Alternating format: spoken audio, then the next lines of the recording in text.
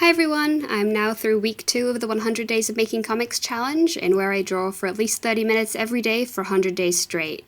This week I sort of wanted to talk about my history with comics in general. I don't think I've ever been that public with my interest in comics. I've always, first and foremost, been an illustrator, and I still consider myself one now, but through the years I've had a lot of mostly private attempts with comics, and I think it would sort of be disingenuous to pretend like I'm a total beginner to the medium, and that I just arbitrarily decided to make comics one day. I think I have maybe like 100 or so pages done to my name, but that's not like a lot in terms of comics. I still feel kind of a baby to all of this, and I think I probably should mention my history and not just pretend that I picked up the medium just like that.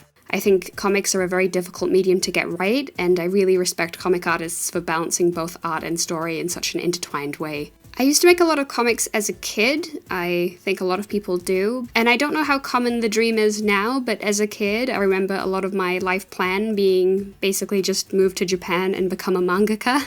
I don't know how much of that was a burning desire to specifically tell stories through comics, though. I used to write a lot as a kid, but I felt more comfortable writing out my ideas just as text and then attempting to provide illustrations to go along with them, over actually drawing and making comics. I'd used to sketch out pages, but I never really enjoyed making them as much as I just wanted to draw. I think by the time I was on DeviantArt in 2011, I decided I just wanted to make the pictures instead. I remember back in high school, I was part of a writers club, and I was like the only person who did comics instead of pure prose. I don't really know how the other writers felt about that. I was kind of the oddball there, but I'll share a page or two from a few of the major projects I did while I was in high school, just on screen, for you to see sort of where I was with them and the jump between each one. I never really made it past about the 20-page mark for any of these, but they kept me preoccupied and gave me something to do. I did have a couple of 8-page one-shots that featured Mayutao, and I think they were probably the only project that actually made it into being public anywhere. They were online on a site called Manga Magazine, which existed for a couple of years. It then later became known as Ink Blazers. I don't know if anyone was ever on that website, but that site's long gone now.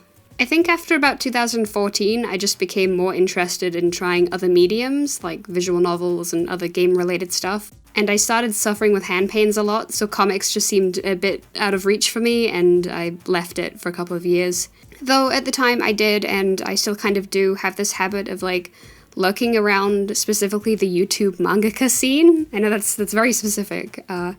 It used to be more of a thing, and I just really enjoyed their content. Even when I wasn't making comics, I was still watching a lot of channels like Saturday AM, especially back in the day when they did more frequent review content.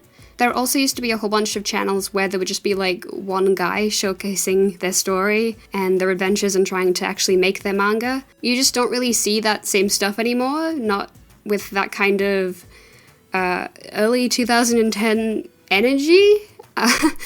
It was a very unpolished experience. Most of the videos were just kind of updates and usually a reason why the artist hadn't moved forward with making their manga.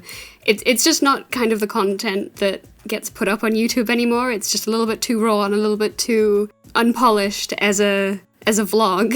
I don't really know how to explain it, but it really felt like just a thing of the time. I think Bakuman came out as an anime, and I think that inspired a lot of people to get creating, and there was sort of this dream of making it into a big Japanese company, and I think around that time I think Shonen Jump was holding some sort of competition, so a lot of people were gunning for that. But it was just sort of this tiny niche scene that I enjoyed watching from afar. I think things have definitely changed these days, now that, I don't know, I just don't think Shonen Jump is quite the goalpost it used to be. There's more options out there, kind of like Saturday AM. I think that's quite a big one that people gun for these days, because it's an online manga publication. And there's also sites like Webtoon, and I think people are more interested in making specifically webcomics now. I guess I also fall into that technically, but not a lot of the creators that were making the original manga stuff are doing that. I think it's probably a new generation now.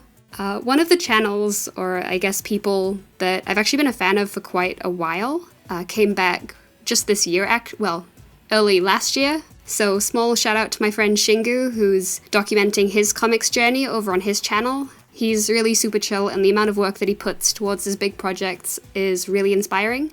I'm part of his Discord server, and I think the influence of the people there probably pushed me into making print sitting.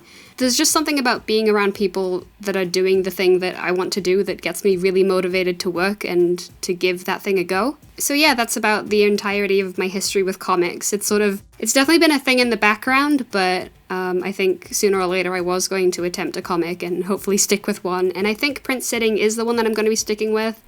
It's had a great reception so far, and I'm having a ton of fun working on it. That's about all that I have for this week. Thank you very much for watching, and I'll see you next week for week 3. The fourth video, third week of the 100 Days of Making Comics Challenge. In the meantime, you can check out Shingu's channel, as well as the comic featured in the speed painting part of the videos, Print Sitting, over on Webtoons. Both links will be down in the description below.